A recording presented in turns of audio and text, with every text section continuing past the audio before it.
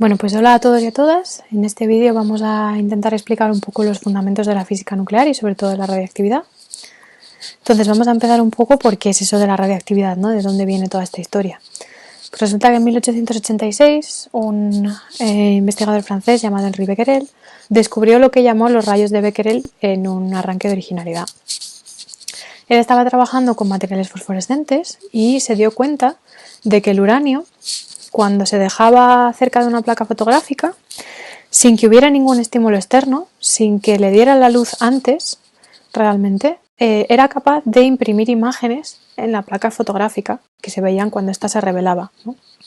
Entonces, a la conclusión a la que llegó Becquerel era que el uranio tenía que estar por sí solo emitiendo algo que era lo que hacía aparecer estas imágenes en la película fotográfica. Y a esto es precisamente a lo que llamó los rayos de Becquerel.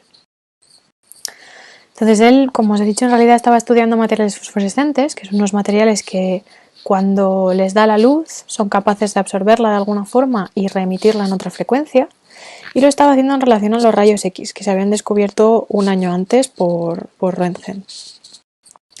Pero sus rayos de Becquerel no eran realmente como los rayos X, porque lo que descubrió era que se curvaban en presencia de un campo magnético. Así que lo que fuera que estaba emitiendo el uranio tenía que tener carga eléctrica, como sabéis. Aquí tenéis un poco un esquema del experimento que él hizo. Tenía el material de uranio, tenía una placa fotográfica y entre medias tenía un campo magnético. Entonces, pues sabéis que si lo que emite el uranio son partículas neutras, son rayos neutros, como los X, pues no se van a curvar. Mientras que si sí que tienen carga eléctrica, sí que se van a curvar igual que hacían los rayos de Becquerel. Además, posteriormente se descubrió que tenían carga negativa. Entonces todos estos descubrimientos suscitaron mucho interés en la comunidad científica y en los años siguientes se empezó a investigar muy activamente sobre todos estos fenómenos. Y bueno, aquí en la imagen tenéis al matrimonio Curie, a Pierre y a Marie, que trabajaron muchísimo en este campo y que de hecho descubrieron dos nuevos elementos que también emitían de forma similar al uranio con el que estaba trabajando Becquerel, a los que llamaron polonio y radio. Fueron los primeros que utilizaron el término radiactividad. De hecho creo que fue Marie la primera que llamó radiactividad a esta emisión de algo por parte de algunos materiales. Y fueron ellos los que establecieron que la intensidad de esta emisión era proporcional a la cantidad de sustancia que había y por tanto tenía que ser una propiedad atómica, tenía que depender del elemento concreto que estuvieran estudiando. Entonces, gracias a estas investigaciones y a estos descubrimientos, ganaron el premio Nobel en 1903. Y como curiosidad, que sepáis que Marie fue la primera mujer en ganar el premio Nobel y fue la primera persona en ganarlo 2 veces. Entró por la puerta grande la tía. Uno en física y otro en química.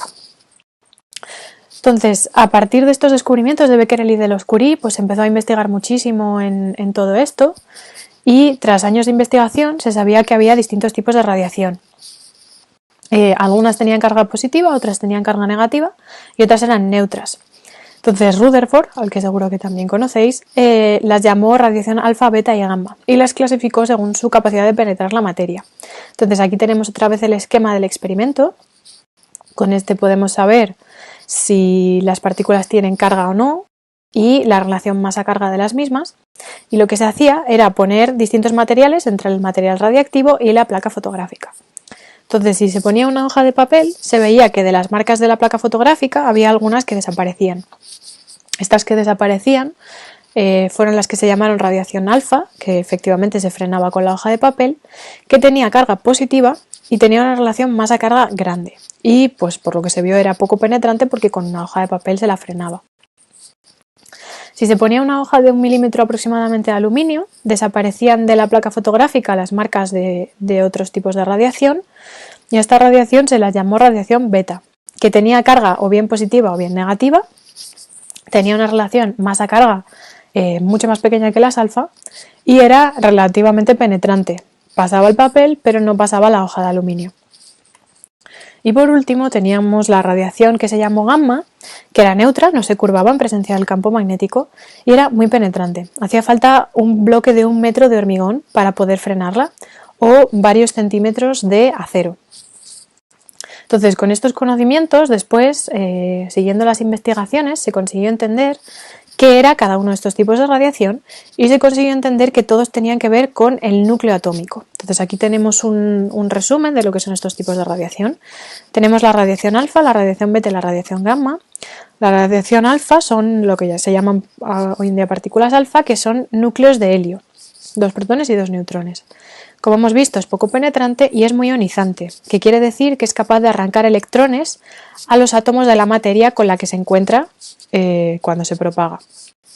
Y esto puede ocasionar cambios en la materia que se encuentra a lo largo de su propagación, como ya veremos en otro de los vídeos. La radiación beta se entendió que eran electrones y positrones, que era más penetrante que la alfa y menos ionizante. Y la radiación gamma estaba formada por fotones, era muy penetrante, como ya hemos visto, y era poco ionizante por sí misma, pero podía ser muy ionizante de forma indirecta, porque podía excitar átomos con los que se encontraba durante su propagación y que estos átomos fueran los que ionizaran a la materia que tenían alrededor, ¿vale?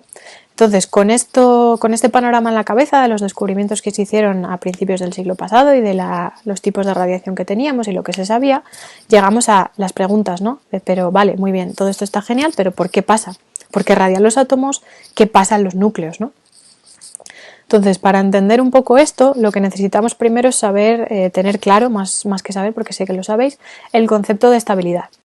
Entonces, si yo os pinto esto y os pregunto qué pelotita está en una posición más estable, sé que todos me vais a decir que esta es la que es más estable, ¿no?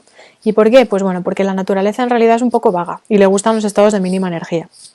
Entonces, estabilidad siempre va a significar un estado en el que la energía total sea más pequeña, ¿vale? Y con esto en mente, pues podemos ir viendo qué pasa con distintos elementos, con distintos núcleos, según vamos avanzando en la tabla periódica. Entonces, si nos fijamos en el hidrógeno está formado por un solo protón, tiene número atómico 1, puede estar formado por un solo protón y neutrones, pero en principio tenemos pues un protón, número atómico 1, y solo un protón, pues número másico también igual a 1. Recordad que el número másico es la suma de protones y neutrones. Entonces, si nos vamos al helio, tenemos 2 protones y tenemos 2 neutrones, número atómico 2, número másico 4. Si nos vamos al litio, pues 3 protones y 3 neutrones, número másico 6. Entonces, los elementos ligeros suelen ser estables cuando tienen el mismo número de protones que de neutrones. Es decir, el número másico suele ser el doble del número atómico, ¿vale? ¿Por qué pasa esto? Pues bueno, porque los protones tienen carga positiva y por lo tanto se repelen eléctricamente. Esto ya lo vimos un poco en el vídeo de física de partículas. Entonces, lo que los mantiene unidos es la fuerza fuerte, pero la fuerza fuerte en la electromagnética, en los núcleos, compiten. Y a veces, pues como en estos casos de los núcleos ligeros, pues hay que meter neutrones para que de alguna forma aumente la fuerza fuerte y los núcleos puedan compensar la repulsión electromagnética que existe entre los protones, de forma que los núcleos se mantengan unidos, ¿vale? Por eso están ahí los neutrones, perdón. Entonces, ¿qué pasa si hay muchos protones? Pues bueno, que resulta que la fuerza nuclear fuerte es muy intensa, es muy fuerte, como su propio nombre indica, pero solo cuando 2 nucleones están muy cerca el uno del otro. Cuando un protón y un neutrón están muy cerca, cuando un protón y un protón, un neutrón y un neutrón están muy cerca. Pero es muy débil cuando se alejan. Cuanto más te alejas, más débil es la fuerza fuerte. Entonces, esto no pasa igual con la electromagnética. Si estás lejos, si 2 cargas están lejos, la electromagnética, o sea, la fuerza electromagnética todavía puede actuar entre ellas, no como la fuerza fuerte. Entonces, esto quiere decir que en distancias pequeñas la fuerza fuerte gana a la electromagnética, por eso los núcleos que son pequeños, es decir, los que tienen un número atómico pequeño, son estables con pocos neutrones, porque la fuerza fuerte es lo suficientemente fuerte como para compensar la electromagnética, pero en los núcleos muy grandes las distancias son más grandes y entonces la fuerza fuerte entre un protón y otro protón, por ejemplo, que estén muy separados, es muy débil comparada con la repulsión electromagnética que sufren. Entonces hay que meter muchos más neutrones que protones para aumentar lo suficiente la fuerza fuerte y estabilizar el núcleo, ¿vale? Y esto es justo lo que se ve en esta gráfica que tenéis aquí. Aquí tenéis distintos isótopos, cada cuadradito que veis ahí es un isótopo distinto en función del número de neutrones que está en el eje Y y el número de protones que está en el eje Z. Y tenéis en colorines los distintos tipos de desintegraciones radiactivas. Entonces, hay también una línea diagonal que os marca la línea en la que el número de neutrones y de protones es igual. Si os fijáis, en la esquina inferior izquierda, cuando el número de protones y de neutrones es pequeñito, los núcleos estables, que son la línea negra de la gráfica, lo tenéis ahí, la que se llama Stable Nuclei, son los que tienen un número atómico parecido al número de neutrones. El número de protones muy parecido al número de neutrones. Y cuanto más grande es el número atómico, cuantos más protones, más neutrones necesitamos para estabilizar los núcleos. Por eso la línea negra se empieza a desviar de la recta esta que tenemos en la diagonal, ¿vale? Entonces, otra cosa importante que nos dice esta gráfica es que como la estabilidad depende del número atómico y del número másico, o del número atómico y del número de neutrones, lo importante son los isótopos, más que los elementos, ¿vale? ¿Y cuál es la cosa de esta gráfica? Pues bueno, que todos los isótopos que aparecen van a querer parecerse a la línea negra, porque es la más estable, es la de mínima energía. Entonces, ¿esto qué quiere decir? Pues que los que están por encima de la línea negra van a querer bajar, los que están por debajo de la línea negra van a querer subir. Entonces, si nos fijamos en el primer caso, que sería el de un isótopo que está por encima de la línea negra, quiere bajar, ¿no? Entonces, lo que quiere hacer es o bien perder neutrones o bien ganar protones. Y esto es justo lo que pasa en la radiación beta-, que de hecho ya la vimos en el vídeo de física de partículas. Porque en esta radiación lo que sucede es que un neutrón se convierte en un protón, radiándose a su vez un electrón y un antineutrino electrónico. Entonces esto es justo lo que queríamos, porque perdemos un neutrón y ganamos un protón. Y justamente esto en los isótopos que están por encima de la línea negra hace que se acerquen a la línea negra. En la gráfica tenéis ahí toda la zona azul que correspondería a este tipo de desintegraciones.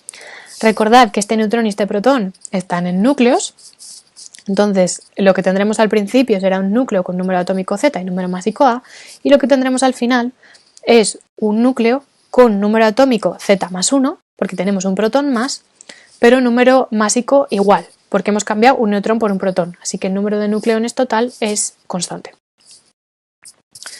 Vale, si ahora estamos por debajo de la línea negra, tenemos justo lo contrario. Tenemos un isótopo que quiere o ganar neutrones o perder protones, que es justo lo que pasa con la radiación beta-. Entonces, en la radiación beta-, tenemos un protón que se convierte en un neutrón y a su vez se irradian un positrón y un neutrino electrónico. Entonces, recordad que estos están en núcleos y en este caso partiríamos de un núcleo que tiene Z y tiene A y llegaríamos al núcleo que tiene Z-1 porque hemos perdido un protón, pero A constante porque el número de nucleones se mantiene constante, hemos cambiado un protón por un neutrón. Y estos corresponderían a la zona naranja de la gráfica, en la que justamente pues, nos acercamos a la línea negra subiendo o yendo hacia la izquierda. Luego tenemos la radiación alfa, ¿vale? Que sería la zona de la gráfica que está pintada en amarillo, que como veis corresponde a los elementos en general más pesados, los que tienen un número atómico más grande.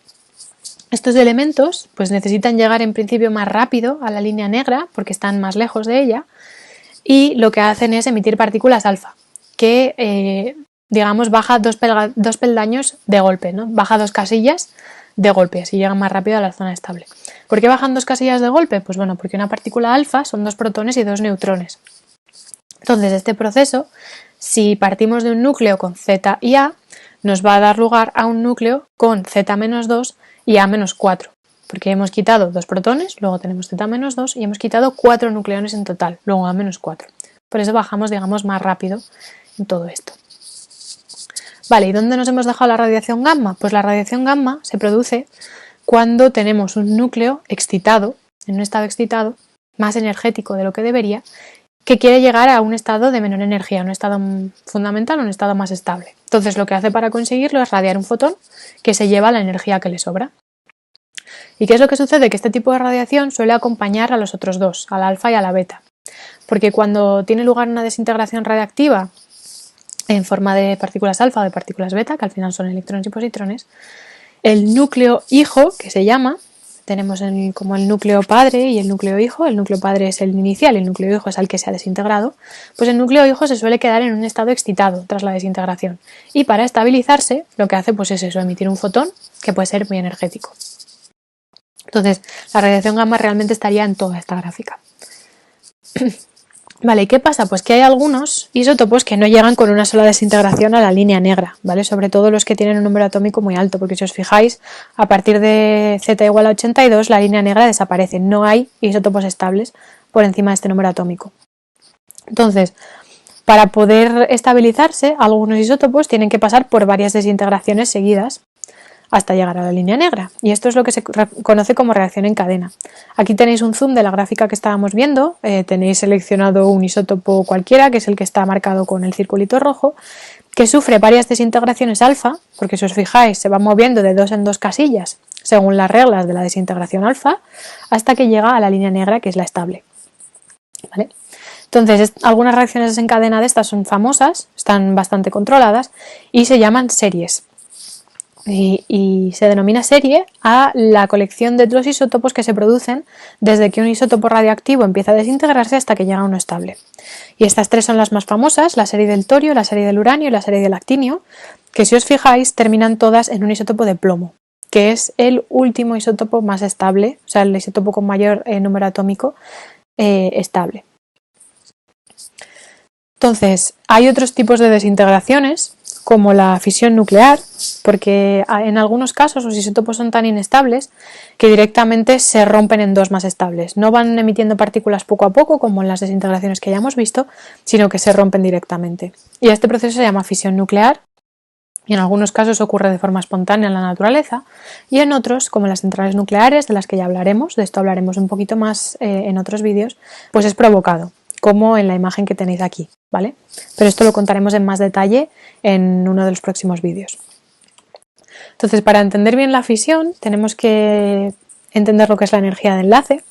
Y resulta que se sabe experimentalmente que la energía total de un núcleo es la energía de sus nucleones, que al final está relacionada con la masa, por esto de E igual a mc cuadrado, menos una energía que se llama energía de enlace. ¿Vale? Se ve que cuando tú mides la energía total de un núcleo, esta es menor que la energía de los nucleones que lo componen, ¿vale? Entonces, esta energía sobrante es la que se llama pues energía de enlace, que se suele llamar como E sub E o E sub B, de binding energy en inglés.